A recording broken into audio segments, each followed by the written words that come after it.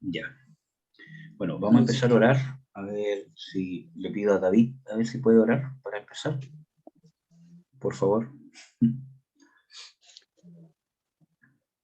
Padre amado, te pedimos, Señor, en esta hora que nos bendigas, que prepares nuestros corazones, Señor, que quites de en medio de nuestra mente, Señor, de todos los problemas que nos atarean el día a día, de todos los pensamientos, Señor, en que en este mundo nos llena, en todas las cosas vanas en las que tenemos nuestros pensamientos, en las que dedicamos nuestro tiempo y que muchas veces nos nublan, Señor, de buscarte, de poder adorarte, Señor, de poder entenderte y escucharte, Señor.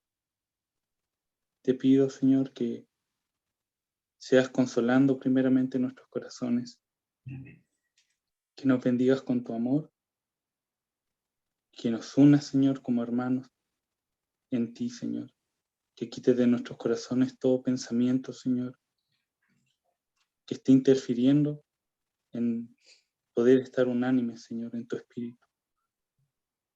Te pido, Señor, te rogamos que nos llenes de tu espíritu. Te pedimos, Señor, en esta hora que a pesar de la distancia, a pesar de todas las cosas que podemos estar pasando, cada uno de nosotros, tú, Señor, reines sobre nuestros corazones, llene nuestra mente y nos des entendimiento, Padre. Te pedimos que nos bendiga grandemente con tu palabra, que nos conforte en nuestro espíritu y nos des el crecimiento que tú quieres, Padre. Que nos des a cada uno lo que más necesita en estos momentos para poder seguir en ti, papá. Te pedimos, Señor, que nos llenes, Señor, con tu amor y que nos enseñes cuánto nos amas y que tus misericordias son eternas, Padre. Gracias por poder reunirnos, gracias por poder congregarnos, Padre. Gracias, Señor. Te pido que prepares nuestros corazones y nos bendigas con esta palabra, que bendigas a cada uno de los hermanos que va a escucharla y que seas tú, Señor, hablando y seas tú en cada una de nuestras interacciones, Padre. Quita de nosotros toda carne, Padre, que quiera interponerse para no escuchar tu palabra. En el nombre de Jesús. Amén. Amén. Amén, David. Muchas gracias. Bueno, vamos a empezar nosotros a leer el libro de Romanos, como ya le habíamos comentado, porque es uno de los libros, o quizás es el libro donde más doctrina hay de la salvación. Y creo que es sumamente importante que nosotros podamos estar totalmente eh, eh,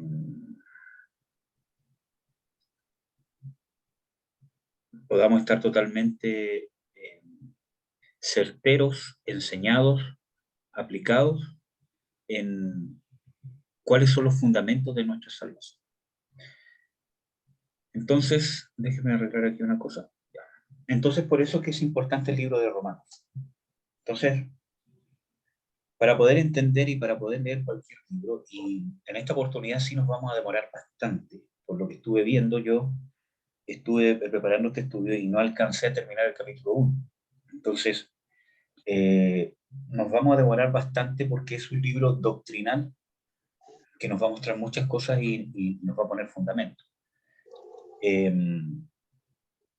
eh, para poder situarnos hay que saber de que hay muchas formas de hacer un estudio de un libro, una carta o una epístola en las escrituras. Primero ver quién es el autor, ¿cierto? Poder conocer de él cuál es el propósito principal de lo que está escribiendo, a quién se la está escribiendo. ¿Sí? Y dentro de eso nosotros podemos partir, ¿cierto? Encontrando ciertas cosas que nos van a ayudar. También hay un contexto histórico detrás, ¿cierto? Un contexto cultural detrás del que la escribió y de las personas a quienes fueron escritas, etcétera, etcétera, lo cual no quiere decir que no sea aplicable a nosotros. Pero hay ciertas cosas prácticas que muchas veces hay que entender para poder interpretar correctamente algunos pasajes bíblicos. Dado esas circunstancias, ¿cierto? Nosotros tenemos que saber de que el escritor de Romanos, ¿cierto? Indudablemente es Pablo, como sabemos, y que fue escrita, obviamente, a los romanos. Eh, los romanos, ¿cierto? Es una iglesia o un lugar, ¿cierto? Que para ese tiempo tenemos que ver de que era una ciudad, ¿cierto? Particularmente, o un imperio romano en general, ¿cierto? Que estaba totalmente corrompido, especialmente en la inmoralidad. Había mucha cultura, ¿cierto? Que se practicaba mucho las orgías, había también una práctica de incentivar el ocio a las personas e incentivar los deseos y el placer, ¿cierto? Para poder mantener al pueblo contento, especialmente a los que eran ciudadanos romanos. Había mucha discriminación entre los ciudadanos romanos y los que no eran ciudadanos romanos. Vemos un ejemplo incluso bíblico cuando Pablo dice, yo soy ciudadano romano. Incluso los que le iban a dar escarmiento temieron por el solo hecho de que él dijo que era ciudadano romano. Entonces vemos de que hay una diferencia muy grande, una corrupción muy grande, dado que esta ciudadanía muchas veces se compraba y no se adquiría de nacimiento, que también hay un ejemplo bíblico donde se le pregunta, ¿cierto?, a Pablo si él la compró o la adquirió de nacimiento, y él dijo, no, yo la tengo de nacimiento. Entonces, vemos muchas características culturales, especialmente la depravación moral que había en ese lugar. El homosexualismo estaba totalmente normalizado, ¿cierto? Y estaba totalmente practicado. Por eso vemos pasajes bíblicos como en el mismo Romanos, que Pablo va a hacer una descripción de cómo está la sociedad, ¿cierto? Que es una descripción general de cómo está la sociedad en sí, el mundo completo, pero principalmente también está haciendo un alcance a que eso estaba enfatizado, ¿cierto?, en la ciudad de Roma. Y lo más increíble aún es que Pablo no había ido a Roma todavía. Entonces, ¿cómo sabía de todo esto? Porque vemos que la influencia de la ciudad de Roma, donde estaba el emperador, ¿cierto?, todo lo demás, era una influencia global. Entonces, Pablo conocía cómo era Roma, conocía de Roma, ¿cierto? Desde el contexto cultural, Roma era conocido y Pablo ya había hecho varios viajes, ¿cierto? Y cuando dice el dicho, ¿cierto?, que todos los caminos llevan, ¿cierto?, ¿cómo se llama?, a Roma, ¿cierto? En parte es cierto, todos los caminos eran hechos para converger en Roma. Entonces, era conocido, había mucha influencia cultural. Y el primer ítem que vamos a establecer es quién fundó esta iglesia de Romanos a la cual Pablo le está escribiendo. Y vamos a leer, ¿cierto?, el mismo Romanos 15:20, para poder probar de que Romanos la había, o sea, de que Pablo la había fundado. Sin embargo, ¿cómo la fundó? ¿Cierto? Sí, no había ido nunca a Roma. Vamos a ver por qué yo creo, ¿cierto?, junto con otros teólogos, ¿cierto?, obviamente, que esta iglesia de Romanos había sido fundada por Pablo. Vamos a leer Romanos 15:20, no sé quién lo tiene.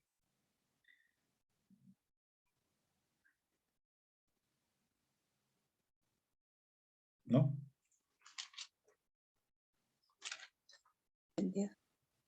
Yo la leo. Ya, léelo. 15:20. Sí, por favor. Y de esta manera me esforcé a predicar el Evangelio, no donde Cristo yo hubiese sido nombrado, para no edificar sobre fundamento ajeno. Ya. Entonces, vemos aquí de que el mismo Pablo le dice a los mismos romanos, ¿cierto?, que me esforcé en predicar el Evangelio, no en un lugar donde ya otra persona haya ido a predicar. De esto principalmente está hablando del ministerio apostólico, que no estableció su ministerio, ¿cierto?, que era dar a conocer el Evangelio a los gentiles, en un lugar donde ya otro, quizás apóstol, ¿cierto?, ya haya empezado una obra. Entonces, si Pablo se lo está diciendo a los mismos romanos, ¿cierto?, es decir, de que esa iglesia no había sido fundada por otro.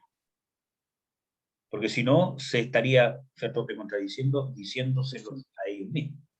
Entonces, por eso que creemos que la iglesia de Romanos fue fundada por Pablo, como si nunca había ido, ¿cierto?, indirectamente, a través de todas sus predicaciones, de sus peregrinaciones, como bien dice, todos los caminos llevan a Roma, ¿cierto? Hubo una gran influencia del ministerio de Pablo, ¿cierto?, indirectamente, ¿cierto?, para formar esta iglesia. ¿Dónde vemos alguna de esas influencias? En Aquila y Priscila. O Aquila y Prisca sale en otras versiones, que seguramente ustedes ya lo han leído en el libro de Hechos, en su lectura que están haciendo, y yo se los voy a buscar.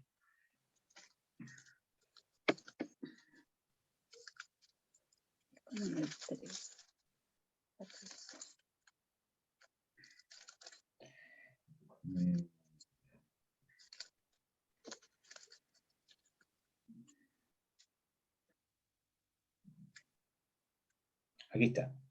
Vamos a leer Hechos 18, 2. Hechos 18, del 1 al 2.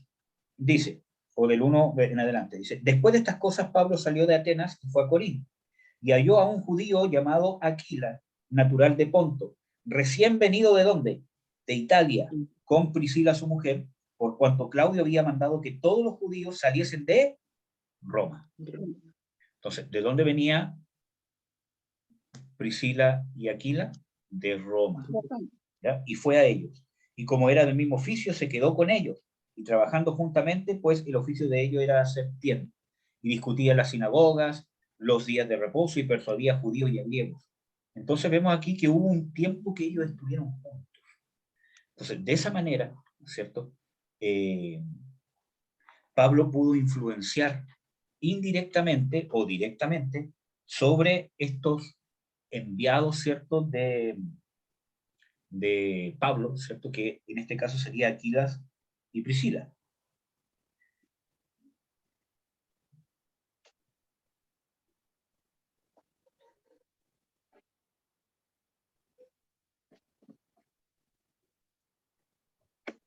Espera un poquito. En el mismo Romanos 16:3 nos da prueba de esto. A ver si alguien lo puede buscar, mientras yo busco otro versículo. Romanos 16:3, para que veamos dónde que realmente a través de Priscila y Aquila, o Aquila y Priscila, Pablo había fundado probablemente la iglesia en Romanos. Amén, hermano, dice Romanos 16:3. Saludad a Priscila y Aquila, mis colaboradores en Cristo Jesús. Ya, entonces, Pablo le está escribiendo la carta a los romanos y al despedirse dice, saludadme a qué? Aquila y Priscila. ¿Dónde estaban ellos? En Roma. Tenían influencia en la iglesia cristiana que se había formado en Roma. Entonces, por eso vemos de que Pablo la había fundado. Entonces, ¿a quién les está escribiendo Pablo? A la iglesia cristiana de Romanos que él mismo había fundado a través de la influencia y de la comisión que le entregó a Aquila y a Priscila, porque ellos trabajaron juntos, estuvieron bastante tiempo juntos. Les voy a leer otro versículo.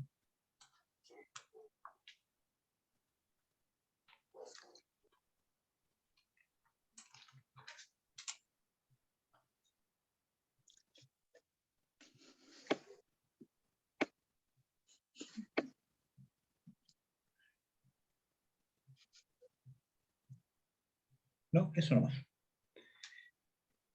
Ya. Entonces, establecimos a quién fue escrito, cómo era más o menos, porque esto es un resumen bien resumido, ¿cierto? Cómo era más o menos el contexto cultural, moral, que se vivía especialmente en Roma. En Roma se dio también una de las mayores persecuciones que hubo en contra de los cristianos, ¿cierto? Es bien conocido de que los cristianos fueron quemados vivos, ¿cierto? Y es conocido eso como perdón que no me acuerdo bien del nombre, pero como un día de las antorchas, y era porque fueron personas quemadas, vivas, cristianos, los cuales salían corriendo. Ahí también partió el tema de que los cristianos eran una exhibición en juegos, ¿cierto? Donde eran brutalmente, ¿cómo se llama? Asesinados. Entonces, vemos que hay un contexto contrario al cristianismo y que no cesó de ser contrario, sino que se agudizó. ¿Ya? Por eso que esta carta, ¿cierto?, contiene tanto fundamento de la salvación, para que los cristianos de esa iglesia, ante la adversidad, porque Pablo era un apóstol con discernimiento, entonces, al ver la adversidad que había, que trabajaba en contra de la fe, ¿cierto?, pudiera tener un fundamento firme, para que cuando viniese la persecución, no desmayaran, y su fe estuviese bien cimentada, ellos estuviesen seguros de en qué consiste la salvación, cómo fueron salvos y hacia dónde va la salvación. Ahora vamos a hablar un poco de Pablo. ¿Quién era Pablo? Vamos a leer 3 versículos bíblicos porque igual hay mucho que hablar de Pablo, pero vamos a ver algunos. A ver, David, si me puede buscar 1 Timoteo 1:13.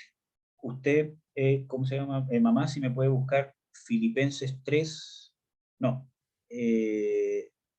Sí, me puede buscar Filipenses 3 del 3 al 11.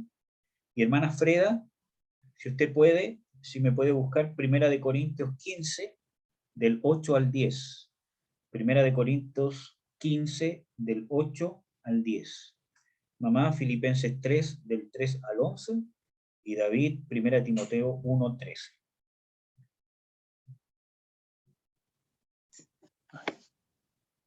Amén.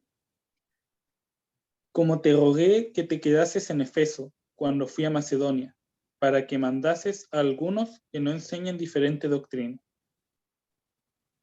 ¿Es 1 Timoteo? Parece que me equivoco. 1:3. No, 1:13. Ah, ya. Ahora sí. Habiendo yo sido antes blasfemo, perseguidor e injuriador, mas fui recibido a misericordia porque lo hice por ignorancia, en incredulidad. Vemos aquí, ¿cierto?, algunas de las características de Pablo, ¿cierto?, que él dice que primero, como todos saben, ¿cierto?, él fue perseguidor de la iglesia, pero lo hizo por ignorancia, y es parte de lo que vamos a ver en los otros versículos bíblicos. ¿Por qué? Porque él era un religioso, y era un religioso sincero. Él realmente pensaba que estaba dando servicio a Dios, y es parte de lo que les profetizó Jesús a los apóstoles que le iba a pasar, cuando dice de que muchos os perseguirán y os darán muerte pensando que rinden servicio a Dios. Y Pablo era uno de ellos, ¿cierto? Los perseguía, ¿cierto?, dándoles muerte, justamente pensando que estaba rindiendo servicio a Dios.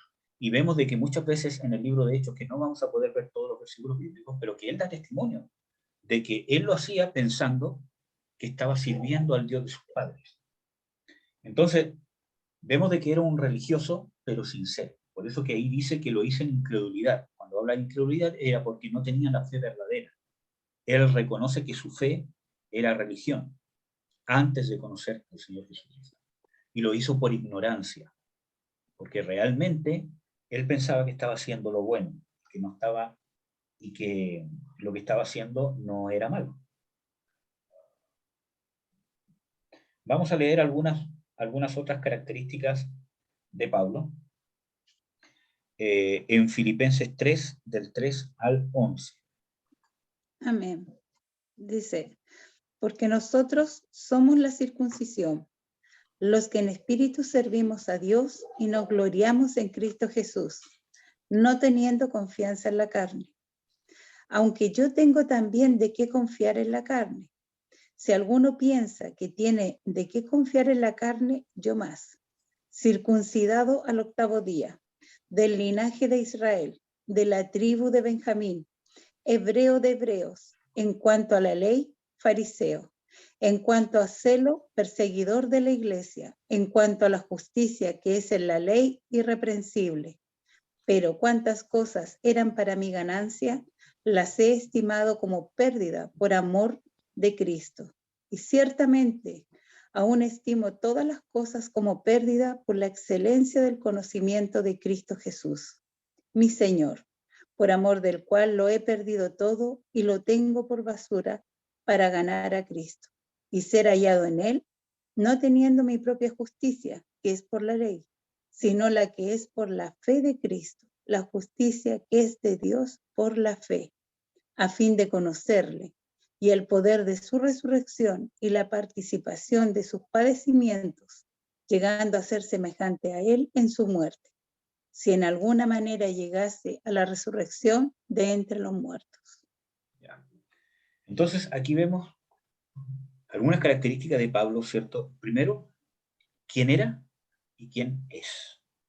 Quién fue y quién es. Y ahí vemos de que era un judío, y no solamente un judío por ser parte del pueblo de Israel. Él tenía claro que era de descendencia judía, y además se identificaba con la tribu de Benjamín, porque era de la tribu de Benjamín. Entonces, no es como los judíos que ahora, que es prácticamente, bueno, no todos, ¿cierto? Pero prácticamente una religión judía, ¿cierto? Que no hay en realidad, ¿cierto? Un saber de qué tribu pertenece una persona. Por causa de la dispersión, eso ¿cómo se llama? Se perdió, ¿cierto? Entonces, vemos aquí de que él está bien identificado, dice fariseo de fariseos, ¿cierto? En cuanto a la ley irreprensible, en cuanto a celo perseguidor de la iglesia. Entonces vemos de que era muy celoso, pero vemos otro lado, porque él parte diciendo en este versículo que vimos de que él, los que no andamos en la carne, está diciendo que todas esas cosas eran de la carne, sino que servimos a Dios en el Espíritu. Entonces está hablando de que él sirve a Dios en el Espíritu. Y los últimos versículos que los incluí, ¿cierto? Fueron justamente porque vemos características de que él tuvo una participación activa en la conversión. Él desechó todo eso. Él tuvo que desecharlo. Y dice, y aún lo tengo por estiércol. Está hablando de un mantenerse negado constante. Nosotros no basta solamente con una vez humillarnos delante de Dios. Constantemente debemos estar nosotros amortiguando nuestra carne. Entonces, vemos ahí temas bien importantes de andar en el Espíritu, servir a Dios, la conversión, la humillación, el reconocer quién era y quién soy, que es por la gracia de Dios, y una actitud activa por alcanzar lo que es de Cristo. Y habla de un conocimiento real de lo que Cristo hizo por él. Estamos hablando de un encuentro personal con Jesucristo, claro, profundo, con bases y con raíces. Y aparte de eso, habla de la justicia. Porque no quiero tener mi justicia, sino la justicia que es imputada de Dios así. Entonces, vamos a ver de que el tema principal de que habla la carta de Romanos es de la justicia de Dios. Para poder hablar de la justicia de Dios, irremisiblemente tenemos que hablar de la injusticia del hombre.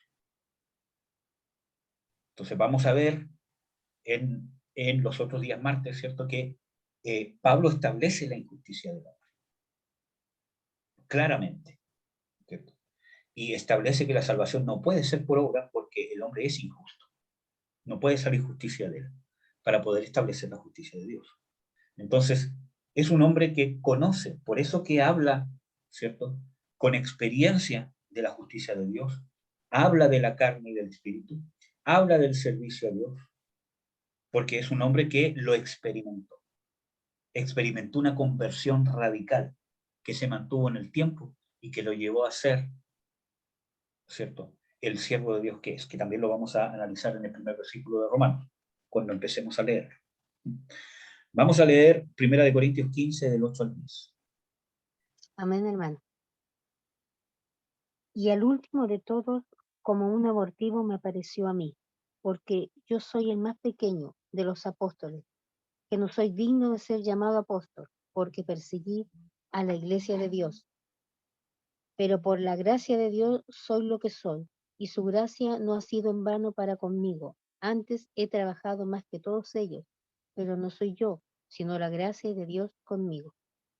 Amén. Gracias, hermana. Entonces, era un hombre que sabía que su vida tenía consecuencias, pero sabía que lo más vil, Dios lo vestía de mayor gracia. Por lo tanto, era una persona que experimentalmente vivía de la gracia de Dios y que no se había olvidado de su pasado. Muchas veces uno se olvida del pasado, ¿cierto?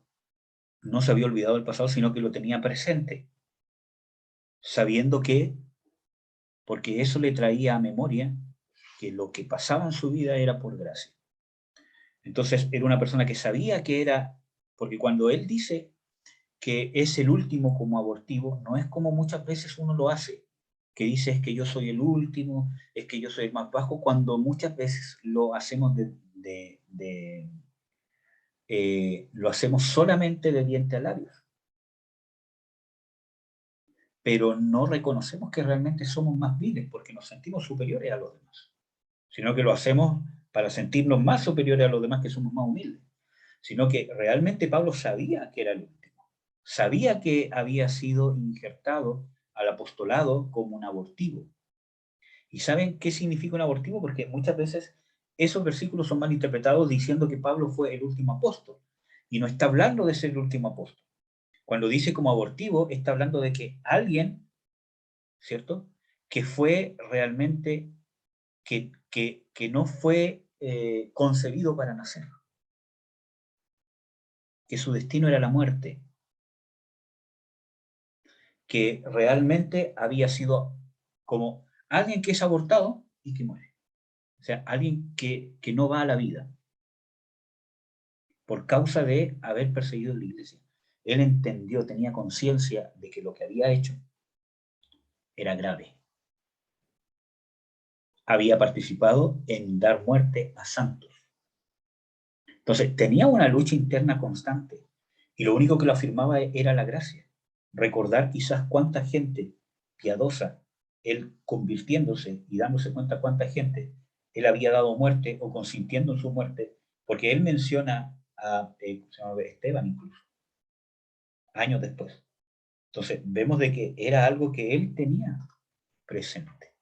Entonces, era una lucha constante, ¿cierto? Que en parte eso lo mantenía dependiendo de la gracia de Dios. Entonces, cuando él dice que fui recibido como abortivo, era porque entendió que realmente un abortivo, o sea, era alguien para desechar. Entendía que lo que Dios debería haber hecho con él, que lo que realmente era justo que a él le pasara, era otra cosa. Por eso que vemos en estos pocos versículos bíblicos que hemos leído, que él entiende, aprecia la gracia, el amor de Cristo, la justicia imputada gratuitamente, y que lo lleva a desechar todo lo demás, porque entendió que el justo juicio de Dios sobre él era otro, y que Dios por gracia se le reveló su vida y le dio la oportunidad de servirle, cosa que no merecía. Muchas veces nosotros hablamos de que no merecemos muchas cosas que nos pasan, muchas bendiciones de Dios, pero no entendemos lo que estamos diciendo. Pablo lo entendió.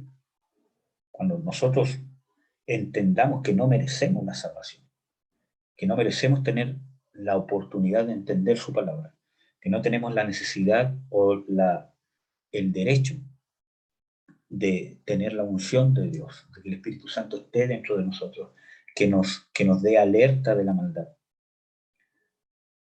Cuando nosotros entendamos que no tenemos derecho, vamos a apreciar la gracia que Dios nos da. Y eso nos va a hacer vivir otro tipo de vida de fe. Entonces, Pablo tenía claro esto. Entonces, estamos hablando de un hombre que había sido perseguidor de la iglesia, ¿cierto? Que era fariseo de fariseos, y que contradictoriamente, pudiendo haber sido quizás mejor elemento para convencer, o sea, desde el punto de vista humano, quizás Pablo tenía más letras, más estudios, y desde el punto de vista terrenal, podríamos decirle que quizás hubiese sido más eficiente escogerlo a él para predicar a los judíos que a Pedro y a los otros 11. Porque incluso Pedro y los otros, los fariseos, los principales, lo reconocen que eran del vulgo, y en parte por eso que los despreciaban y no los escuchaban. Entonces, desde el punto de vista humano, Pablo, ¿cierto?, tenía más capacidades. Entonces, Dios no escoge por las capacidades que nosotros tengamos, sino por la gracia que Él nos da. Pablo, desde el punto de vista terrenal, era mucho mejor prácticamente ponerlo, ¿cierto?, a él a predicar a los judíos. Y vemos, especialmente en el libro de Hechos, de que él muchas veces insistió en predicarle a los judíos, y lo cual le trajo consecuencias. Entonces, vemos de que era un hombre preparado, pero sin embargo, Dios lo destinó al apostolado a los gentiles. Entonces, totalmente contradictorio. Y para eso necesitaba un hombre quebrantado. Entonces, Pablo era un hombre quebrantado. Era un hombre que entendió qué es lo que había hecho Jesús por él. Entonces, nosotros tenemos que partir por eso, si nosotros queremos vivir la vida de la iglesia y servir a Dios, ¿cierto?, a la manera que Dios espera que lo hagamos, debemos hacerlo. Debemos nosotros tener la base fundamental, que es lo que esperamos que Dios pueda fortalecer en este estudio del libro de Romanos. Entonces, vamos a empezar a leer entonces el libro de Romanos, que todavía no lo empezamos a leer. Espérame, déjenme ver aquí la hora. Ya.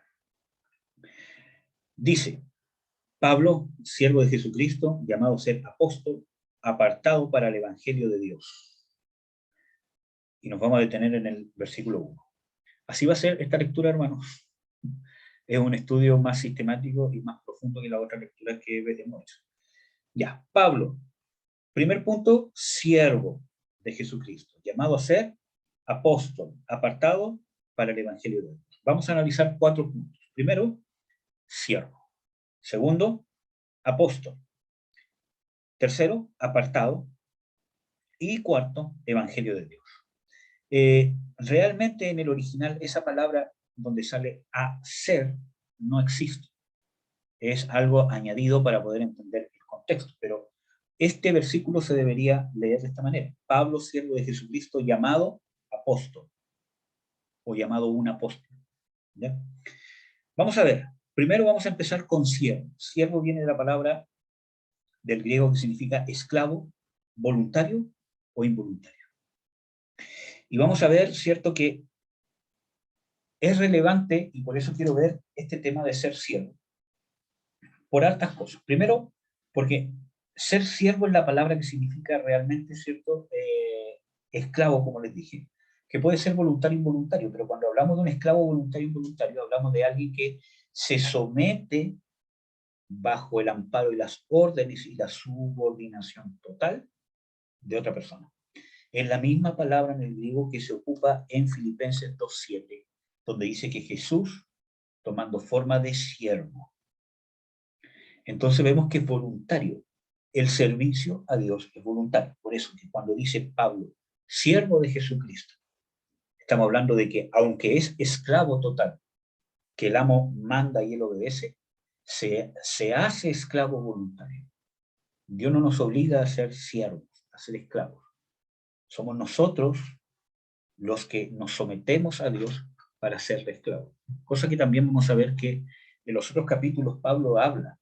Dice que el que se deja vencer, o que si obedecemos a la justicia para vida, nos hacemos siervos de la justicia, pero si nos sometemos a la injusticia, nos hacemos esclavos de la injusticia. Entonces, esta primera palabra siervo, vamos a ver cuándo Pablo decidió y se hizo siervo. Y vamos a leer el libro de Hechos 9, del 4 al 6.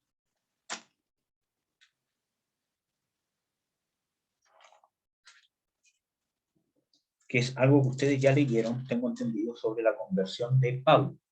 Yo no sé si hablaron de esto que vamos a hablar ahora, o lo lograron, analizar en su momento. Si ya lo hablaron, me van a perdonar que se lo repita, pero Hechos 9, del 4 al 6, dice lo siguiente. Y cayendo en tierra, oyó una voz que le decía, Saulo, Saulo, ¿por qué me persigues? Entonces, ante este impacto, ¿cierto?, que tuvo, ¿cierto?, donde cayó en tierra, porque él vio, ¿cierto?, una luz resplandeciente del cielo, y dice que él cayó en tierra. No dice que se cayó del caballo, dice simplemente que cayó en tierra, Y lo más probable en el contexto es que cayó postrado, en rendición. Porque reconoció inmediatamente que esto que estaba pasando era divino. Cayendo en tierra oyó una voz que le decía, Saulo, Saulo, ¿por qué me persigues? Y él dijo, ¿quién eres, Señor? Entonces lo reconoció como Señor. Pablo, fariseo de fariseos, celoso de la ley, ¿cierto? No le iba a decir Señor a alguien que no identificó que era Dios. ¿Quién eres, Señor? Y le dijo, yo soy Jesús, a quien tú persigues. Dura cosa te es dar cosas contra el aguijón. Él, temblando y temeroso, dijo, Señor. Y ahí está su conversión. Porque Jesús le declaró su pecado. Y él tuvo un encuentro íntimo y personal con Jesús.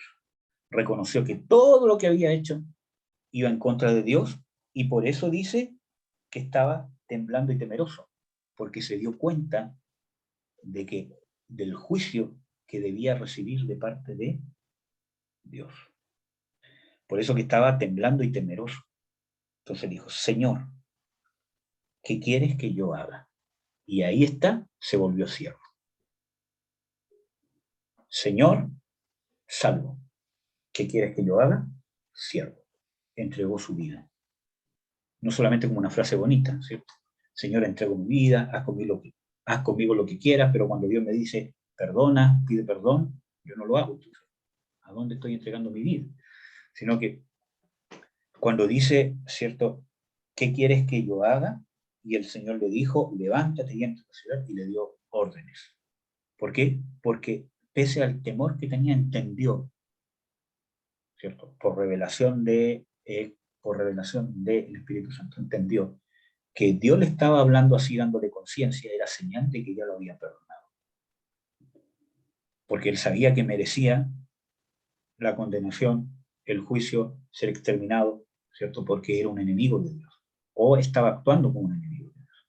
Entonces, el hecho de que Dios le esté dando luz, lo mismo nosotros, amados y amadas. Cuando Dios nos da luz de nuestras faltas, cuando Dios nos da luz de nuestros pecados, y no solamente por una voz audible, ¿cierto? Si es que llega a pasar, o por un sueño, por una revelación, o por lo que Dios pone en mi corazón, sino, por ejemplo, cuando alguien los exhorta, alguien los reprenda, ¿cierto? O les muestre que están equivocados, ¿cierto? Ya el hecho de que Dios les esté dando luz de su pecado, es decir, que los perdonó. Porque Dios simplemente podría haber enviado juicio. Ejemplos hay muchos en la Biblia, por ejemplo, Jonás. Jehová envía a Jonás, ¿cierto? Con el propósito de profetizarles que Jehová iba a destruir. ¿O no? Sí, que iba a destruir Nínive. Pero, ¿por qué envió a Jonás? ¿Por qué no simplemente la destruyó? Como lo hizo con Sodoma y con Gomorra. ¿Por qué no simplemente la destruyó? Entonces, cuando llegó Jonás a predicar, ¿cierto? Que les habló del juicio que venía. Les habló de sus pecados, ¿cierto? Eso era señal de que Dios, de que se estaba manifestando la misericordia de Dios. Y el pueblo se arrepintió. Y Dios no destruyó la ciudad. Cosa que le quiso enseñar Dios a Jonás. Y Jonás no entendió. Entonces, cuando se nos muestra, se nos da luz, ¿cierto? Realmente es que Dios nos está tratando con misericordia, no como debería tratarnos. Acuérdense que en los Salmos dice claramente de que Jehová no nos ha pagado conforme a nuestras iniquidades, ni nos ha retribuido conforme a nuestras rebeliones o nuestros pecados. Porque grande es en misericordia, lento para la ira, grande en misericordia. Entonces nosotros tenemos que entender de que el amor de Dios incluye la reprensión, incluye dar luz a las tinieblas. Entonces cuando venga esa revelación, ¿cierto? Nosotros tenemos que saber que aunque nos cause el impacto de la reprensión o de que se nos dé conciencia, aún así viene interiormente una confianza, como lo vemos aquí con Pablo. Temblando y temeroso dijo, ¿qué quieres, Señor? ¿Qué quieres que haga, Señor? Tomó la actitud correcta, porque esa actitud denota fe y confianza, de que mi Dios me perdonó, de que si me está hablando por misericordia. Por ejemplo, más ejemplos bíblicos. Por ejemplo, cuando se aparece el ángel de Jehová a los padres de Sansón, ¿cierto? Y en la última oportunidad está el padre de Sansón ahí, ¿cierto? Y recibe las instrucciones. Y el padre de Sansón dice, dinos tu nombre o déjanos, ¿cierto? Hacer una ofrenda, ¿cierto? Y tanto que, ¿cierto? Insistió que dice ya, entonces hace una ofrenda, ¿cierto? Y dice de que el ángel de Jehová, ¿cierto? Que ellos no sabían que era el ángel de Jehová porque ellos pensaban que era un varón de Dios, que era simplemente un profeta. Cuando él hace milagro, ¿cierto? De consumir el holocausto y de ser alzado, ¿cierto? Él dijo, oh, hemos estado ante el ángel de Jehová, moriremos. Y la esposa sabiamente le dice, si Jehová nos hubiese querido muerto, ya nos hubiese matado. ¿Por qué? Porque aunque nos impactó, que no me di cuenta, estoy en la presencia de Dios, ¿cierto? Y cuando dice de que el que esté en mi presencia será fulminado, ¿cierto? Pero también está la otra parte, de que si Dios ya me habló, si Dios me está dando instrucciones, es porque lo hizo movido a misericordia y movido a la gracia. Y la gracia nos aparta de la ira, que es parte de lo que vamos a ver en Romanos. Entonces, ser siervo. Ahí Pablo empezó su proceso de hacerse siervo. Acuérdense que después cuando Jesús envía a, ¿cómo se llama? Ananías, ¿cierto? Para que unja y ore por Pablo, ¿cierto? Él dice, pero Señor, tú sabes lo que ha hecho. Entonces dice, instrumento escogido me este, y yo le enseñaré cuánto es necesario sufrir. Entonces vemos de que hay un proceso. Cuando dice yo os enseñaré, es porque venía un proceso de transformación. Pero ahí se hizo siervo, se hizo esclavo, se rindió, se entregó. Vamos a ver un ejemplo de esto en Deuteronomio 15, del 16 al 17, cuando hablamos de esclavo voluntario.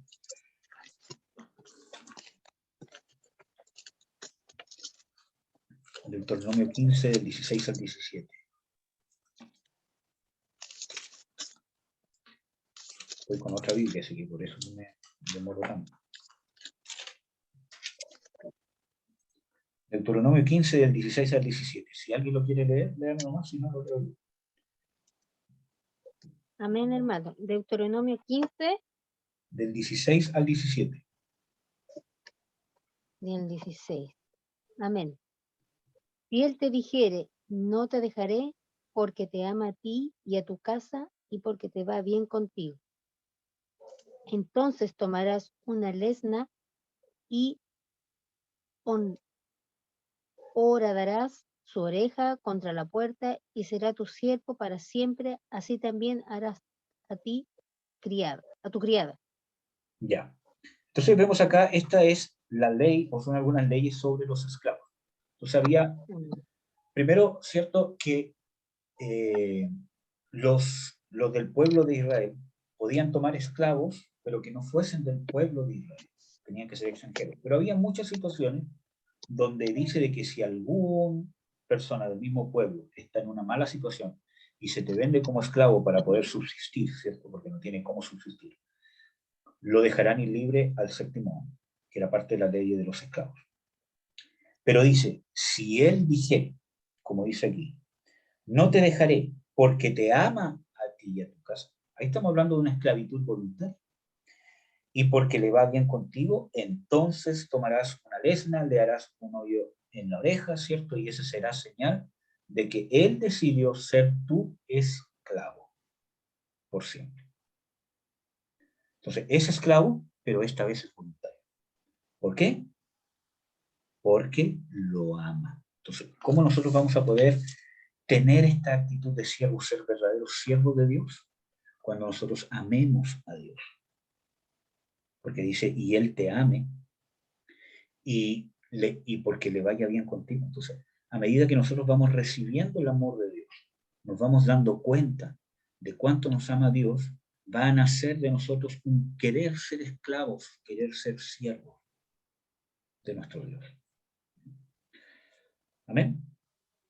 Entonces, eso partimos. Pablo, siervo de Jesucristo, llamado a ser o llamado apóstol. Entonces vamos a ver, ¿cierto? Que aquí, si bien esta palabra apóstol significa enviado, ¿cierto? Estamos hablando de un ministerio apostólico, que está bien establecido en las Escrituras. Pero ¿cuál es el punto? Que no se autollamó, sino que fue llamado por el Señor Jesucristo. Entonces, no es algo que él se creyó apóstol, que él se creyó el cuento, que por tener ciertas habilidades, ¿cierto? Él pensó que, porque por las habilidades de Pablo, ¿cierto? Como ya les mencioné, ¿cierto? Lo más lógico, desde el punto de vista humano, es que hubiese sido apóstol para los judíos. Pero Jesucristo lo llamó para apóstol de los gentiles. Entonces yo les voy a leer algunos versículos bíblicos que hablan de esto que les estoy diciendo. 1 Corintios 15, 8, hablando un poco del apostolado de Pablo, dice, y el postrero de todos, como a un abortivo, me apareció a mí. Primero vimos de que se cumplió ciertas características que de los apóstoles, ¿cierto? Que tenían que ver al Señor Jesucristo. Bueno, aquí Pablo dice que lo vio, porque dice, se me apareció a mí. ¿Ya? Segundo, 2 Corintios 12, 12. Dice, con todo esto, las señales de apóstol han sido hechas entre vosotros en toda paciencia, en señales, en prodigios y en maravillas. Entonces, hay señales del ministerio apostólico que fueron hechas a través de lo que Dios hacía por medio de Pablo. En el libro de Hechos, que probablemente ustedes ya lo hayan visto, dice de que llega un momento, ¿cierto?, de que dice de que Dios había hecho o que Dios hacía singulares señales a través de Pablo. O sea, no eran señales normales, o sea, ya del hecho de un milagro y una señal milagrosa, ya es algo sobrenatural. Bueno, dice ahí de que por medio de Pablo hacía cosas que eran únicas o que escapaban de ya las señales que el Espíritu Santo estaba haciendo a través de otros ministerios. Entonces vemos de que habían señales claras del ministerio del apóstol Pablo. Ustedes saben de que ¿cómo se llama? Que nosotros creemos, y yo estoy convencido de que el ministerio apostólico está vigente el día de hoy. No hay ningún versículo bíblico que diga que no lo está. La diferencia está que los 12 apóstoles son apóstoles del Cordero y los otros apóstoles son apóstoles del Espíritu Santo. Ahora, de que está pervertido este ministerio, claro que está pervertido, ¿verdad? En el mismo libro de Apocalipsis, bueno, hay muchos versículos que hablan de esto, pero en el mismo libro de Apocalipsis, que se usa para decir que no hay apóstoles, nos habla de que sí hay, cuando dice de que tú has probado, ¿cierto?, a los que se dicen ser apóstoles y los has hallado mentirosos. Si no hubiesen apóstoles, ¿para qué los pruebo? Si cualquier persona que diga apóstol, yo digo es imposible, porque no hay más, ¿cierto? Entonces, ¿por qué tengo que probarlos y hallarlos mentirosos a los que se dicen o se autonombran apóstoles? Es porque realmente hay apóstoles que sí son de Cristo y yo necesito probar si realmente es o no es de Dios. Entonces, cuando Pablo dice de que se le apareció el Señor Jesucristo, está hablando de lo que hablaba del abortivo, de que él no merecía que se le apareciera al Señor Jesucristo. Él no merecía esa dicha, pero vemos de que Timoteo es nombrado apóstol, Bernabé es nombrado apóstol, Silas es nombrado apóstol, incluso hasta por el mismo Pablo. Entonces vemos de que su influencia apostólica formó probablemente otros ministerios apostólicos, como por ejemplo el de Timoteo. Entonces, vemos, ¿cierto?, de que las señales de apóstol estaban hechas. Por lo tanto, estamos hablando de un siervo de Dios, un esclavo, como nosotros tenemos que ser esclavos, y nosotros saber de que nosotros tenemos un llamado, y de que ese llamado lo constituye Jesús. Acuérdense lo que le dijo Jesús a Pedro: venid en pos de mí, y yo os haré. Lo mismo pasó aquí con Pablo, se cumple. Yo te he llamado apóstol. Y lo que vimos en Hechos, ¿cierto? Donde él dice, yo le enseñaré cuánto debe sufrir por causa de mi nombre.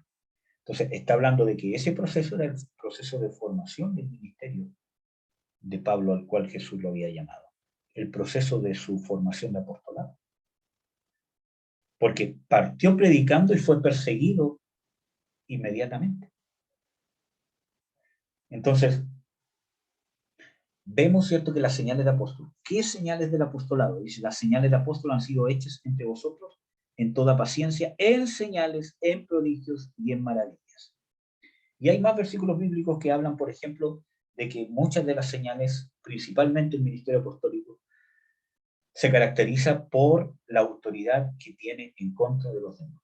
Si bien todo cristiano tiene autoridad en contra de los demonios, pero el ministerio apostólico se caracteriza por la autoridad que tiene en contra de principados y potestades.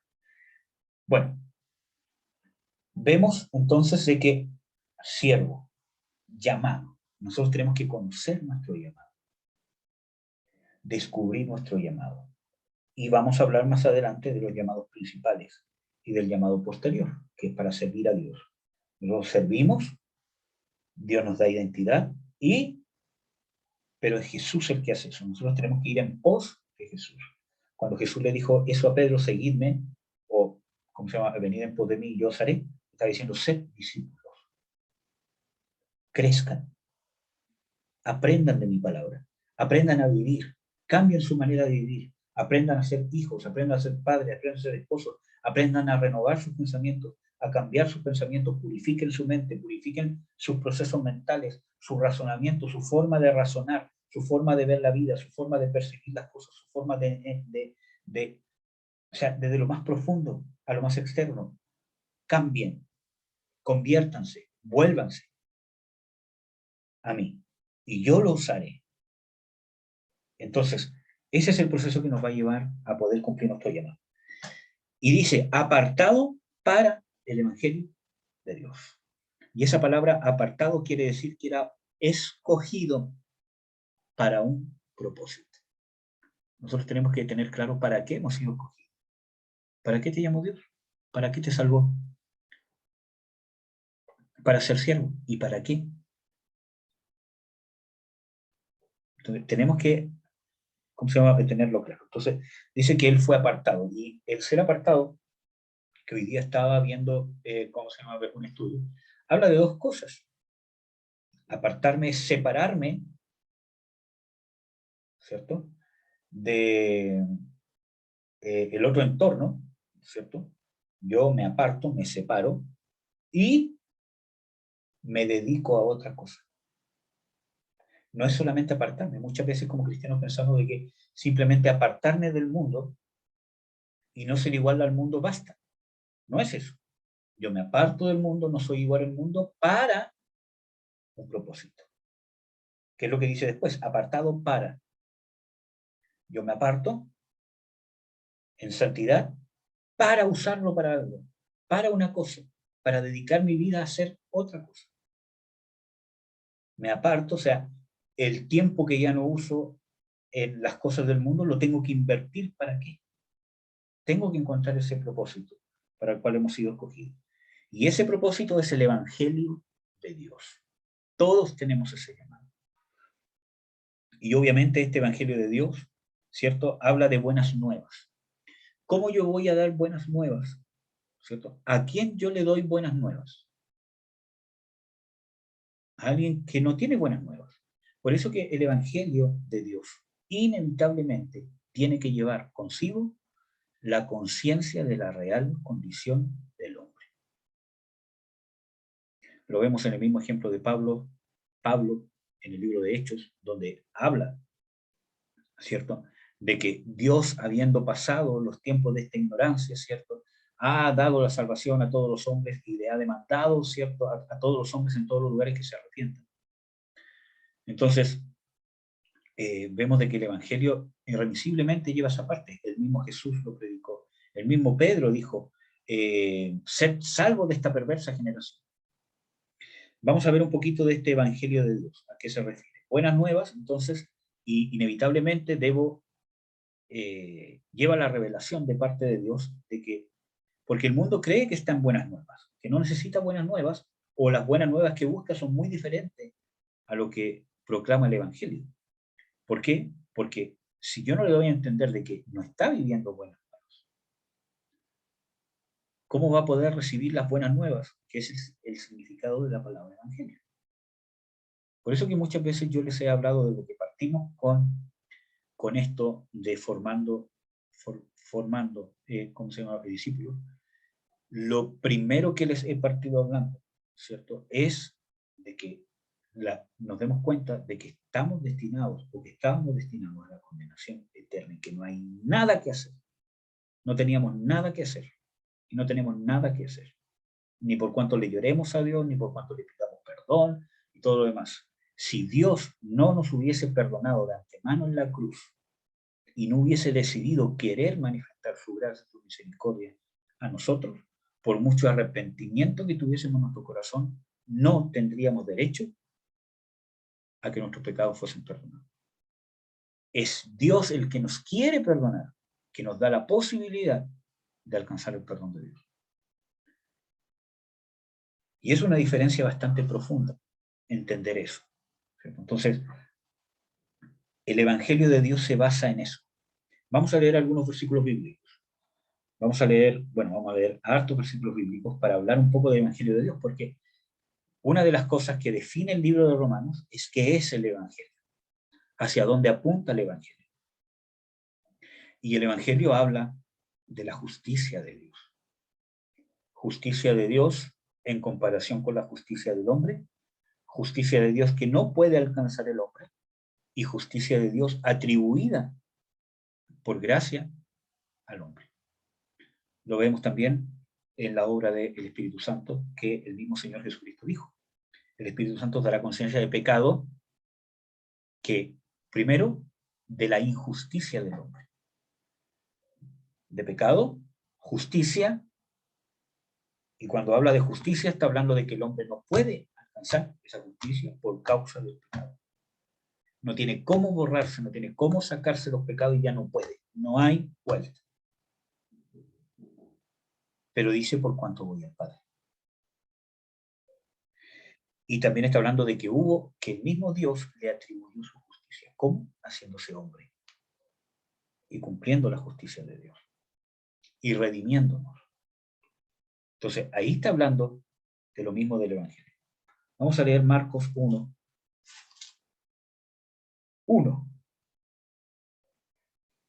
No, ese versículo lo leemos después. Marcos 1, pero no el versículo 1.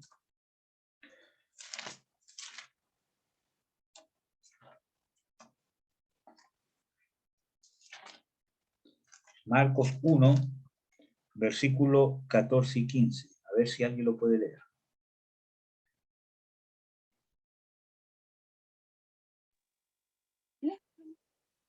Yo lo leo. Ya. Marcos 1, ¿cuánto? 14 y 15. Ya. Después que Juan fue encarcelado, Jesús vino a Galilea, predicando el evangelio del reino de Dios, diciendo: el tiempo se ha cumplido y el reino de Dios se ha acercado. Arrepentíos y creed en el evangelio. Ya.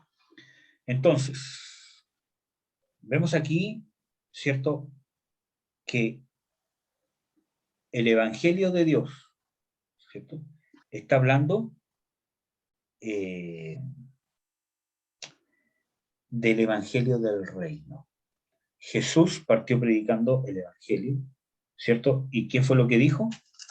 Arrepentíos y creed al evangelio, que son las buenas nuevas que les estoy dando. Pero para poder hacer eso, arrepentíos y creed.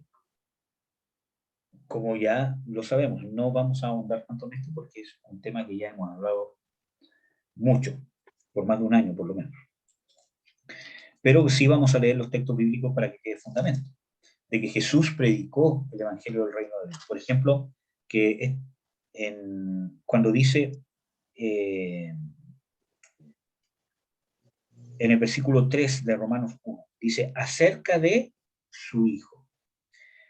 Cuando está hablando del evangelio, miren, vamos a leer desde Romanos 1:1 en adelante. Pablo, siervo de Jesucristo, llamado a ser apóstol, apartado para el evangelio de Dios, que él había prometido, o sea, que Dios había prometido antes por sus profetas en las Santas Escrituras, acerca de su Hijo.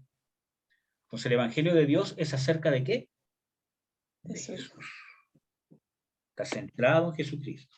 Por eso que les había dicho Marcos 1:1, que dice, principio del Evangelio de Jesucristo, Hijo de Dios. Entonces, el Evangelio de Jesucristo es el Evangelio de Dios, es el Evangelio del reino. Jesús lo predicó, y no solamente lo predicó, sino que lo practicó. Romanos 1:38 dice, y les dice, vamos a los lugares vecinos para que predique también allí, porque para esto he venido. ¿Para predicar qué? El Evangelio del reino, que partió predicando los versículos que recibimos. Lucas 4:43.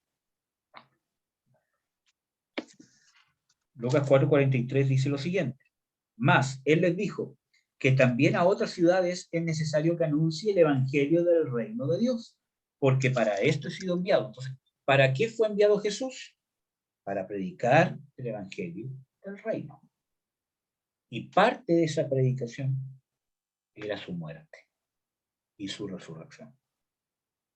Porque no solamente era una predicación verbal, sino era establecer el reino de Dios aquí en la tierra. Y para eso debía como hombre ganarse, ¿cierto? El triunfo por medio de Dios ante la muerte y ante la condenación, pagar el precio por el pecado, siendo santo. Entonces, vamos a leer otro, Lucas 8:1. Van a perdonar que vaya tan rápido, pero es para poder avanzar. Dice, ya aconteció después que él caminaba por todas las ciudades y aldeas, predicando y anunciando el evangelio del reino de Dios y los 12 con él. Y voy a seguir leyendo. Y algunas mujeres que habían sido curadas de malos espíritus y de enfermedades, María que se llamaba Magdalena, de la cual habían salido 7 demonios, etcétera, etcétera. Y el versículo 3 dice, y otras muchas que le servían de sus bienes, etcétera, etcétera. Entonces vemos aquí de que el evangelio del reino de Dios, que el Señor Jesucristo predicaba, que es el evangelio que dice que para el cual fue apartado Pablo, ¿cierto? No era solamente palabras, sino señales. Vemos aquí que el mismo Señor Jesucristo en Lucas 8 dice que predicaba y anunciaba el evangelio del reino de Dios y los 12 con él y algunas mujeres que habían sido curadas de demonios y de enfermedades. Por lo tanto, vemos claramente de que esas personas que habían recibido el evangelio del reino habían sido liberadas de demonios y sanadas de muchas enfermedades. Lucas 9:11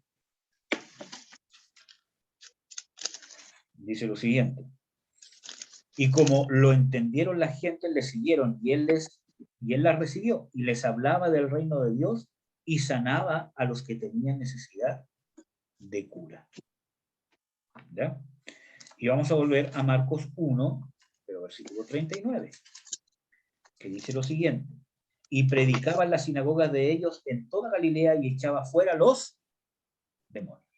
Entonces, y es lo mismo que el Señor Jesucristo dice, ¿cierto? ¿Cómo se llama en Mateo? Dice, mas si yo por el Espíritu de Dios echo fuera los demonios, ciertamente llegado a vosotros el reino de Dios. Entonces, no solamente era una predicación verbal de diente a labio. Acuérdense de que el pueblo se empezó a impresionar de Jesús, de que él no les predicaba como los fariseos, que eran doctos en predicar. Y el mismo Señor Jesucristo reconoce que eran doctos en predicar, porque dice que ellos hicieran como le decían los fariseos, pero que no hicieran como ellos hacían, ¿cierto? Porque ellos se afirman en la ley de Moisés, ¿cierto? Y los profetas, etcétera, etcétera. Entonces, ¿por qué se impactó el pueblo? Porque les predicaba con autoridad, no como los fariseos. ¿Y por qué les predicaba con autoridad?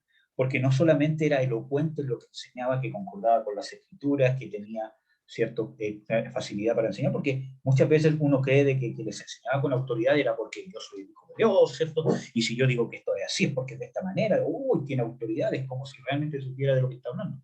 No, porque los fariseos sabían de lo que estaban hablando. El mismo Señor Jesucristo reconoce que eran doctos y que se afirmaban en la ley de Moisés.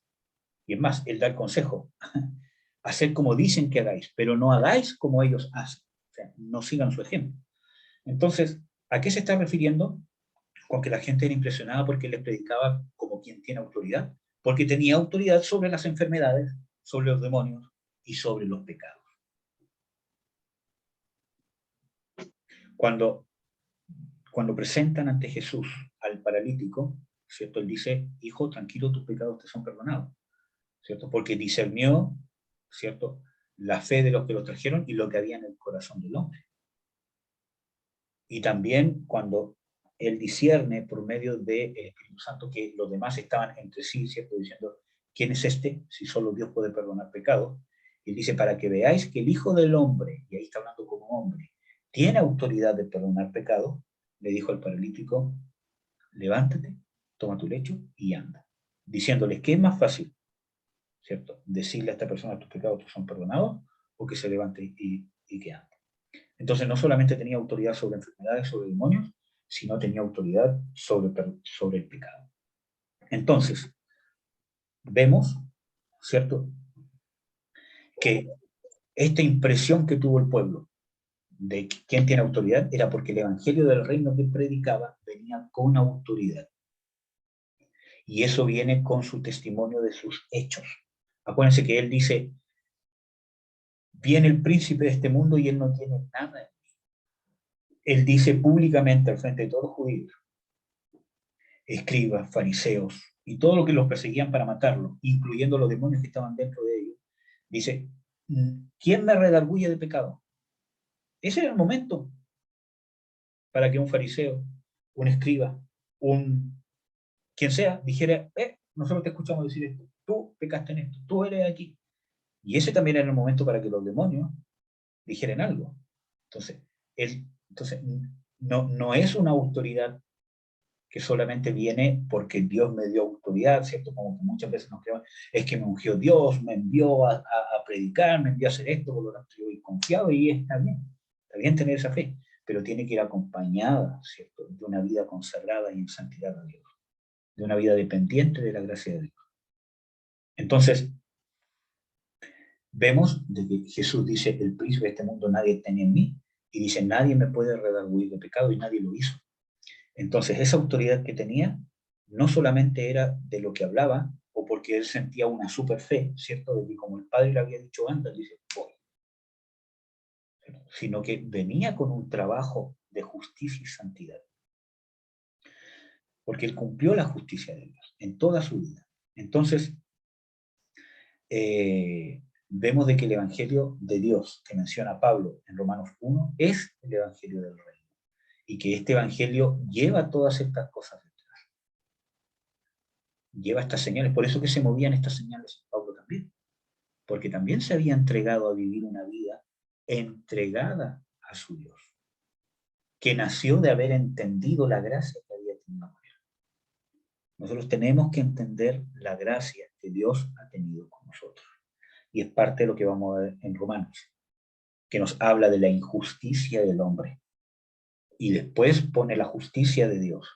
Y después la justicia imputada gratuitamente por medio del sacrificio de Jesucristo, que Dios nos imputa de Jesús a nosotros. Entonces, vamos a ir avanzando un poco más. Vamos a avanzar al versículo 2, recién. Muy bien.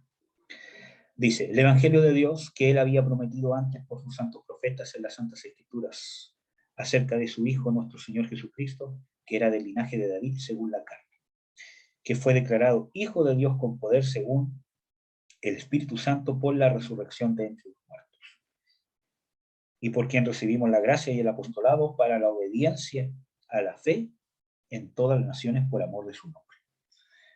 Vamos a ver, versículo por versículo. Dice, el Evangelio que había sido apartado para el Evangelio de Dios, que él había prometido antes por sus profetas en las Santas Escrituras. ¿Dónde encontramos esto? Y yo creo que algunos versículos ya los conocen. Solamente los voy a citar. Si ustedes los quieren buscar después, amén. Vamos a leer solamente algunos. ¿Ya? Busca, David, por favor, Isaías 9:1-7.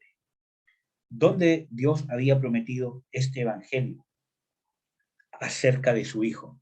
Porque dice que es prometido o es anunciado por sus profetas, ¿cierto? En Isaías 53, que es uno de los mayores ejemplos, ¿cierto?, que será desfigurado de los hombres, etcétera, etcétera. En él serán cargadas nuestras rebeliones, nuestras iniquidades. Esa es una promesa de buenas nuevas, porque le está dando de que cargará en él las iniquidades, les está dando luz de que tienen iniquidad, de que tienen pecado y que Dios le está dando las buenas nuevas porque yo no los voy a castigar conforme a lo que se merecen, sino que voy a cargar en esto en el Mesías. Y habla de los frutos que va a tener, etcétera, etcétera. Entonces, vamos a leer Isaías 9 del 1 al 7. Amén. Mas no habrá siempre oscuridad para la que está ahora en angustia. Tal como la aflicción que le vino en el tiempo que livianamente tocaron la primera vez a la tierra de Zabulón y a la tierra de Neftalí, pues al fin llenará de gloria el camino del mar, de aquel lado del Jordán, en Galilea de los gentiles. El pueblo que andaba en tiniebla vio gran luz. Los que moraban en tierra de sombra de muerte, luz resplandeció sobre ellos. Multiplicaste la gente y aumentaste la alegría. Se alegrarán delante de ti como se alegran en la siega, como se gozan cuando reparten despojos. Porque tú quebraste su pesado yugo y la vara de su hombro, y el cetro de su opresor, como en el día de Madián. Porque todo calzado que lleva el guerrero en el tumulto de la batalla y todo manto revolcado en sangre serán quemados pasto del fuego. Porque un niño nos es nacido, hijo nos es dado, y el principado sobre su hombro, y se llamará su nombre admirable, consejero, Dios fuerte, Padre eterno, príncipe de paz. Lo delicado de su imperio y la paz no tendrán límite, sobre el trono de David y sobre su reino, disponiéndolo y confirmándolo en juicio y en justicia desde ahora y para siempre. El celo de Jehová de los ejércitos hará esto. Entonces vemos aquí qué mayor manifestación del Evangelio nos dice Isaías. Hay algunos teólogos que nombran a Isaías como el quinto Evangelio, porque es uno de los libros del Antiguo Testamento que más habla del Mesías, ¿cierto? Pero aquí habla de muchas cosas muy interesantes. Las buenas nuevas, el Evangelio de Dios, que había prometido por sus profetas en las Escrituras, hablando del Antiguo Testamento, acerca de su Hijo. Entonces está hablando de que había oscuridad, de que ya no habrá angustia, de que ya no habrá aflicción, y que todo eso lo iba a vivir, ¿cierto? Por medio de Jesús. Incluso aquí hay un texto que es citado en los Evangelios, donde dice de que vino luz en la Galilea de los gentiles, cuando está hablando de la manifestación del Evangelio, o sea, la manifestación del ministerio del Señor Jesucristo, sobre la tierra de Zabulón y la tierra de Neftalí, ¿cierto? Cuando habla de el pueblo que andaba en tinieblas vio gran luz. Esa profecía la cumplió Jesús. Entonces está hablando de la luz, de multiplicar la gente. Está hablando de que el pueblo iba a ser multiplicado. Está hablando de la obra de Jesucristo, que no solamente iba a alcanzar al pueblo de Israel, sino iba a alcanzar al mundo completo. ¿Qué más dice? Porque tú quebraste su pesado yugo. Ven que el Evangelio vuelve a mostrar la condición del hombre para poder establecer la justicia de Dios.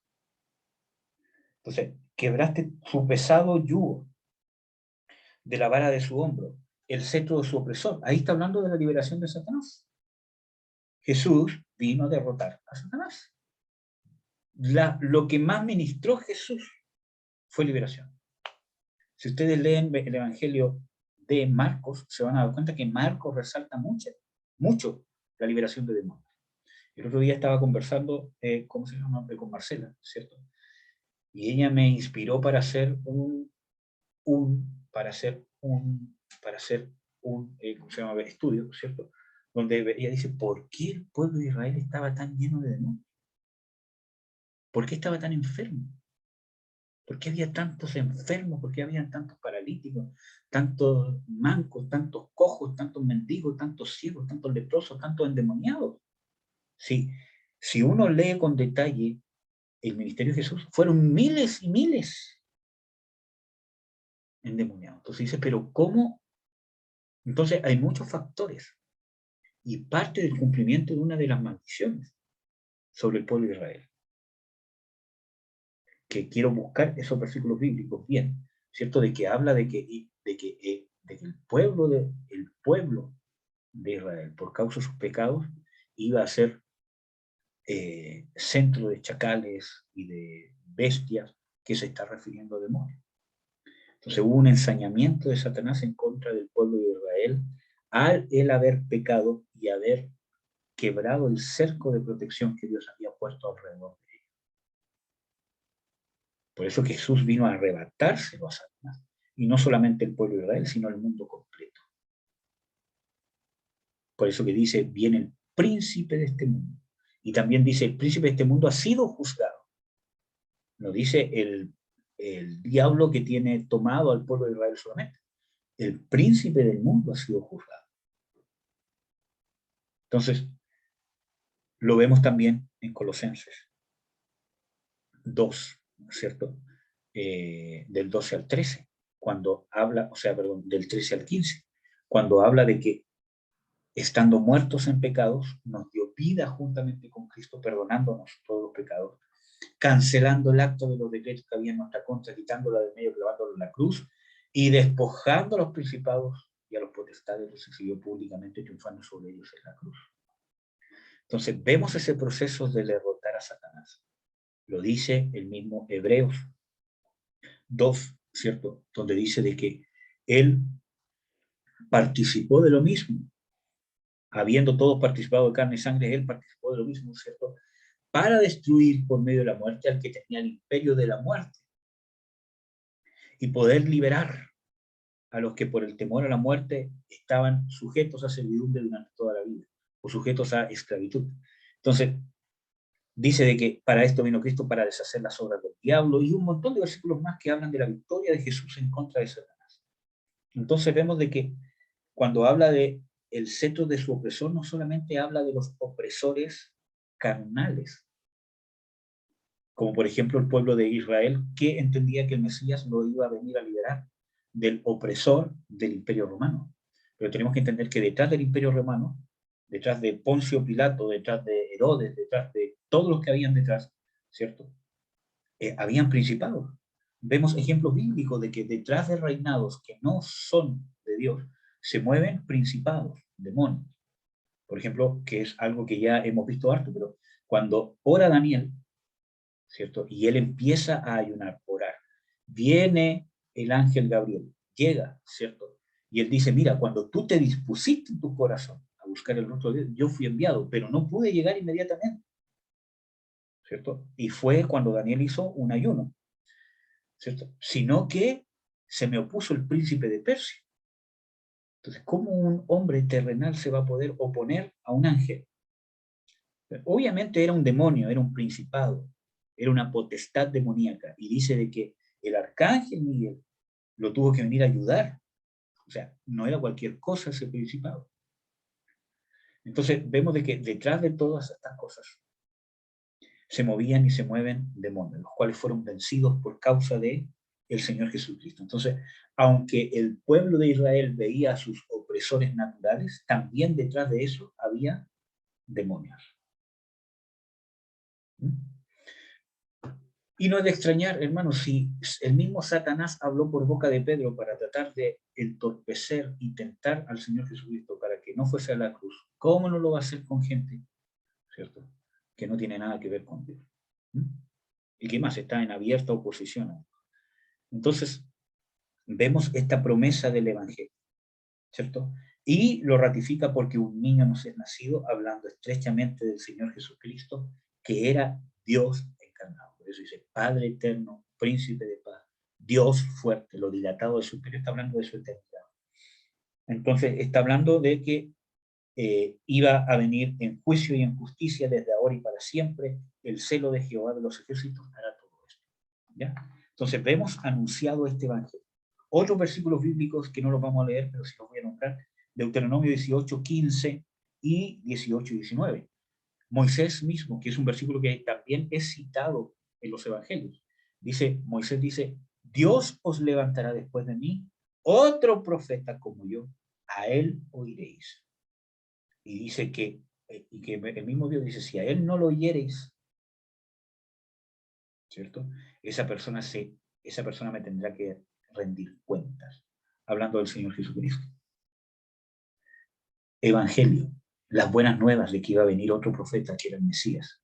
A él oiréis, y es más, les voy a leer algunos versículos bíblicos, porque creo que hay que leerlos. Por ejemplo, Deuteronomio 8, 18, dice,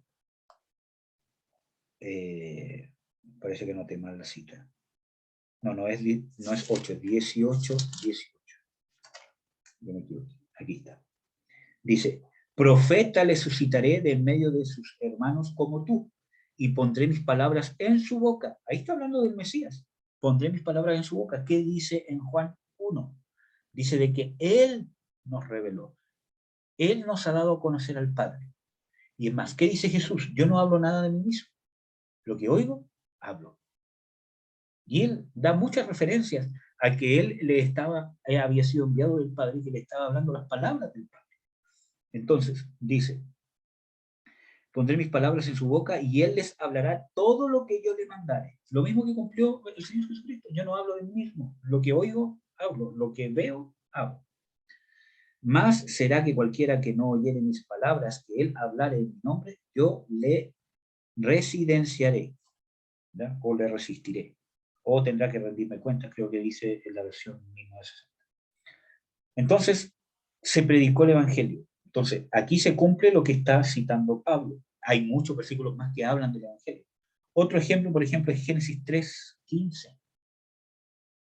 Dios ya de antemano, cuando Adán y Eva pecaron, ya dio las buenas nuevas.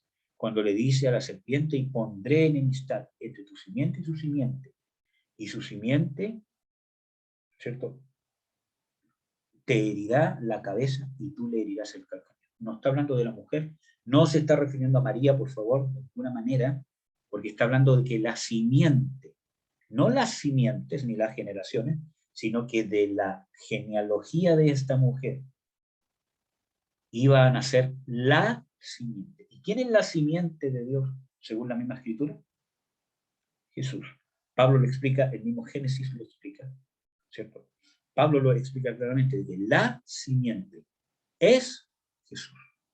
No dice las, dice la simiente. Entonces, la simiente hirió a Satanás en la cabeza y él le hirió el calcañar. ¿Por qué? Porque se ensañó con él en la cruz y lo mató humanamente, porque la muerte no lo pudo retener. Y nosotros sabemos que resucitó y vive hasta el día de hoy. Y por eso nosotros somos salvos. Otro versículo bíblico, Génesis 22:18. Y este sí se los voy a leer. Génesis 22:18.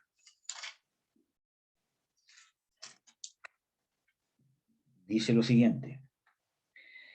En tu simiente, aquí le está hablando a Abraham, en tu simiente serán benditas todas las gentes de la tierra, creo que en sus versiones dice todas las naciones de la tierra, por cuanto obedeciste a mí.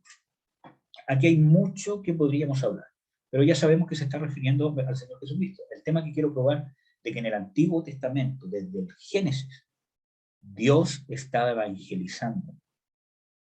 Incluso ahora vemos con Abraham. En tus simientes serán benditas que el pueblo de Israel, tus simientes, todas las naciones. Cosa que explica Pablo claramente, ¿cierto? Y dice, por cuánto obedeciste mi voz. Ese por cuánto obedeciste mi voz es algo parecido a lo que pasa con María. Que no es que por causa de que Abraham obedeció la voz de Jehová, es que se pudo cumplir el plan de Dios. Y no hay que entenderlo así, sino que por causa de que Abraham cumplió o obedeció, ¿cierto? Es que Dios cumplió su propósito usándolo a él. Que es mucha diferencia. Porque Dios no dependió de Abraham para cumplir su propósito. Dice, y en tu simiente serán benditas todas las naciones, por cuanto obedeciste mi voz. No quiere decir de que, oye, Abraham, gracias que obedeciste mi voz, porque si no, no hubiese podido nacer el Señor Jesucristo. Sino por cuanto me obedeciste mi voz, por medio de tu simiente yo voy a hacer esto que sí o sí voy a hacer. Lo mismo pasa con ¿cómo se llama? María, cuando Marta le dice, ¿cierto? Por cuanto creíste será hecho lo que se te prometió, o lo que se te dijo. Entonces, no es que hoy, menos mal que María creyó cuando vino el ángel, ¿cierto? ¿Cómo se llama? Y le dijo, porque si no, no hubiese nacido Jesús. Y eso es de las herejías que se toman la Iglesia Católica para decirle que María prácticamente es corredentora. Entonces, no, sino que por causa de que María creyó, Dios la usó a ella. Pero si María no hubiese creído, Dios hubiese usado a otro. Porque lo de Dios se cumple. Y no depende de nuestra respuesta, ¿ya? Sino que nuestra respuesta depende de la oportunidad que Dios nos está dando de ser usados por Él. Amén. Bueno, vamos a dejar una introducción para el próximo martes y algún espacio para preguntas o comentarios. Para no quedar tan atrasados, vamos a ver algunas cosas. Del versículo 3 al versículo 4. Dice, estoy en Romanos 1 otra vez, acerca de su Hijo. El Evangelio es acerca de uno, su Hijo, nuestro Señor Jesucristo, que era del linaje de David según la carne, que fue declarado Hijo de Dios con poder, según 5, el Espíritu de Santidad por la resurrección. Vemos aquí 6 cosas, que solamente las voy a mencionar. Primero, ya vimos acerca de su Hijo. Segundo, su Hijo. Está hablando de que el Evangelio se basa y nos muestra lo que ya hemos estudiado en Cristología, lo que hemos visto en Hebreos, acerca de su Hijo, de que esta persona era el Hijo de Dios. Y cuando habla de Hijo de Dios, es que comparten la naturaleza. No es que en algún momento estaba el Padre solo y dijo, voy a tener un hijo mejor porque estoy muy solito. Cuando habla de Hijo, con respecto a Jesucristo, está hablando de que comparte la misma naturaleza. Y eso es bíblicamente comprobable, ya lo vimos en Cristología, pero acuérdense de que cuando Jesús llama a Dios su Padre, los judíos lo quieren apedrear porque entendían de que se estaba haciendo el mismo Dios. Porque sabían de que estaba hablando de no ser engendrado de Dios, sino compartir su misma naturaleza. Entonces, la divinidad de Jesucristo, nuestro Señor. El Evangelio establece a Jesús, que Él es el Señor. Nosotros que vimos en Cristología, que esta palabra Señor está hablando de el lugar, del título honorífico, de ser Señor de todas las cosas, dueño, amo, de el lugar de autoridad máximo divino que tiene el Señor Jesucristo. Y aparte dice nuestro. Acuérdense que Jesús también dice, ¿por qué me llamáis Señor, Señor? Si no hacéis lo que yo os digo. Entonces está hablando de que el Evangelio no es solamente que una persona confiese que Jesucristo es el Señor y que yo abra Romanos, ¿cierto? 10, 9 y que le diga, si tú crees en tu corazón y después yo le diga la gran mentira y ya eres salvo, ¿cierto? Eso no es el Evangelio. El Evangelio es que una persona, como dice en el mismo Romanos 10, 9, que una persona crea en su corazón y reciba a Jesús como Señor, y eso requiere un sometimiento a que desde el día de hoy todo lo que dices tú, Señor, que es bueno, lo voy a hacer, y todo lo que dices tú que es malo, yo lo voy a dejar. Y encuentro un reconocimiento que este Jesús, el que se me está predicando, que murió por mí en la cruz, es Dios, y que se negó de esa manera. Por eso que la cristología es el fundamento más importante, porque le da la base, la enseñanza y la magnificencia del sacrificio que Jesús hizo por el pecado. Porque cuando yo digo que Jesús es Dios y que es 100% hombre, le estoy diciendo de que inevitablemente le estoy hablando del mucho amor y la entrega que tuvo Dios por nosotros. Porque Dios mismo tomó cartas en el asunto. Y sin ninguna ventaja. Bueno, vamos a hablar más de eso. Que era del linaje de David según la carne. Entonces, vemos acá que cuando dice de que era del linaje de David según la carne, está hablando de su humanidad. Y nosotros vemos 2 genealogías, una en Mateo y una en Lucas, que hablan de la genealogía de Jesucristo. Una es la genealogía de José, donde establece el derecho que tenía Jesús de tener el trono de David. Por derecho legal por parte de José, que no era su padre biológico, pero sí era su padre legal, por decirlo así, ¿cierto? Tenía derecho a subir al trono de David. Por parte de madre también era parte de la genealogía del trono de David. Y por eso que Dios le dice a la serpiente de que la simiente de la mujer, no la simiente de Adán, sino la simiente de la mujer le iba a herir la cabeza. Porque ahí está el cumplimiento de esa profecía. Porque por medio de la mujer, porque era un nacimiento virginal, no había intervención de un hombre, sino era descendencia de una mujer. María también es descendiente de la casa de David. Entonces, que diga, ¿cierto?, del linaje de David según la carne, está hablando de que era completamente hombre en un nacimiento virginal. Y cuidado que hay muchas herejías que hablan de que Jesús no nació en un nacimiento virginal. Y está muy de moda. Lo que pasa es que en parte hemos estado ciertamente protegidos de todas estas herejías en Chile, pero está muy de moda. El judaísmo se está metiendo mucho, ¿cierto? Quitándole la divinidad a Jesucristo, torciendo las escrituras. Entonces, nosotros tenemos que tener claro de que Jesús era 100% hombre y que fue concebido en un nacimiento virginal. Y eso es parte de la señal de que ese ser era el Hijo de Dios. Y ojo con esto, de que haya sido engendrado con un nacimiento virginal, no es lo que lo hace a él Hijo de Dios, que es lo que muchas veces se malinterpreta en los evangelios cuando dice, y el Espíritu Santo vendrá sobre ti y te hará sombra, por tanto el santo ser que nacerá será llamado Hijo de Dios. Entonces se malentiende y se dice, por causa de un nacimiento virginal, entonces por causa de eso es Hijo de Dios. No, es al revés. El Hijo de Dios, por causa de ser Hijo de Dios, es que nace de un nacimiento virginal. ¿Ya? Era del linaje de David según la carne, que fue declarado Hijo de Dios con poder. No es que después fue declarado Hijo de Dios, sino que fue demostrado que era el Hijo de Dios por causa del poder que Dios le delegó. Que era el Hijo de Dios encarnado. Que era un hombre, pero que era Dios anonadado. Era Dios encarnado y a la vez era un hombre, pero que era Dios anonadado. Ya lo vimos en Cristología. Entonces, cuando dice de que fue declarado Hijo de Dios con poder, es lo que se cumple que Jesús dice. Cuando Felipe cuestiona si realmente han visto al Padre, cuando él dice, y ya habéis visto al Padre, ¿cierto? Entonces él dice, si no me creéis a mí, creedme por las obras.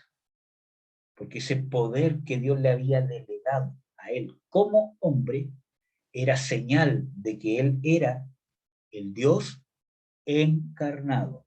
Dios estaba dando testimonio, mira, que ciertamente ha hecho milagros que sí están representados en el Antiguo Testamento, ¿cierto? Pero el nivel de poder que se está moviendo en él, la autoridad que veíamos en contra de los demonios, en contra de las enfermedades, por el pecado, no es que él lo hizo como Dios, él lo hizo como hombre, pero la autoridad y el poder delegado era la señal que estaba dando el Padre de que este hombre es Dios anonadado, encarnado. Dios en desuso de su deidad, anonadado. Es mi enviado que yo les prometí. El Dios fuerte, el príncipe de paz, el Padre eterno, el profeta como Moisés, etcétera, etcétera. ¿Ya? Según el Espíritu de santidad. Y ahí está hablando también de la santidad de Jesús. Y está hablando también del Espíritu de santidad, el Espíritu Santo.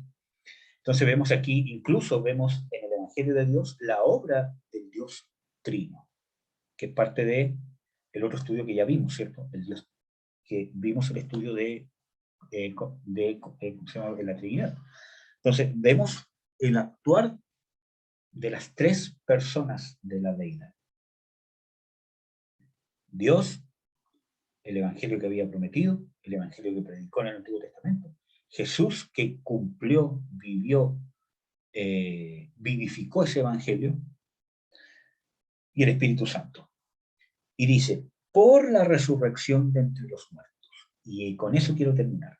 La resurrección de entre los muertos. La base del evangelio y la base de nuestras vidas, la base de nuestra fe, la base del cristianismo, la base de la justicia de Dios, es la resurrección de Jesús. Y eso es parte de lo que vamos a ver el próximo martes, cuando leamos otra vez. Vamos a partir estableciendo y hablando de la resurrección de Jesús, qué influencia tiene en nuestra base. Pero es la base de nuestra fe, es la base de nuestra vida. Si Jesús no hubiese resucitado. Y ojo, que también están metidas, ¿cierto?, encubiertamente en la iglesia muchas herejías que dicen o hablan de que Jesús no resucitó realmente. Y la ciencia pide pruebas, ¿cierto? Pruébame de que Jesucristo resucitó. Y muchos apólogos o apologéticos, no sé cómo se dice realmente, pero tratan de probar, ¿cierto?, que tratan de probar científicamente que Jesucristo resucitó. Y ciertamente hay pruebas. Una de las pruebas es con los testigos, ¿cierto? Con los testigos que lo vieron, que predicaron, que fueron muertos, y hay coherencia histórica de que los apóstoles llegaron a morir confesando que Jesús había resucitado. Entonces, vemos realmente que si hubiese sido una mentira, en medio de la tortura, hubiesen confesado la mentira. ¿Para qué seguir encubriendo una mentira que los va a llevar a sufrir? ¿Cierto? Si no tenían ningún otro beneficio más que la muerte, que vivir en persecución y cuantas otras cosas más. Entonces, pese a que hay prueba, ¿cierto? La prueba de la resurrección, y esto se lo dejo como antesala, la prueba de la resurrección de Jesús es el nuevo nacimiento en nosotros, es una prueba personal. Si yo no estoy seguro que he nacido de nuevo, bueno, tengo que empezar a sobreedificar mi fe y poner los fundamentos necesarios. Y la resurrección se prueba a través del poder que da vida de Jesús. Le da vida a mi espíritu, le da vida y es un poder que conlleva, como ya vimos, autoridad sobre la enfermedad, sobre los demonios. Eso prueba de que Jesús está vivo y resucitó. Que salga un demonio y se someta en nombre de Jesús, prueba que Jesús está vivo. Por eso que no lo voy a probar científicamente como el mundo espera que se pruebe científicamente, aunque hay pruebas para hacerlo. Como les decía, el tema de los testimonios. Pero la prueba que nosotros tenemos que darle al mundo de que Jesús está vivo es a través de que en su nombre hay autoridad en contra de las tinieblas, de las enfermedades, como el mismo Jesús dio testimonio. Como los apóstoles dieron testimonio de su resurrección. No solamente con la palabra. Jesús también lo dice. Vosotros sois mis testigos. Y el Espíritu Santo. Amén. Entonces, eso, hermano, yo no sé si tienen alguna consulta, alguna duda o algún comentario para terminar. Yo no, hermano, todo claro está hasta ahora. Amén. Todo claro, hijo. Ya.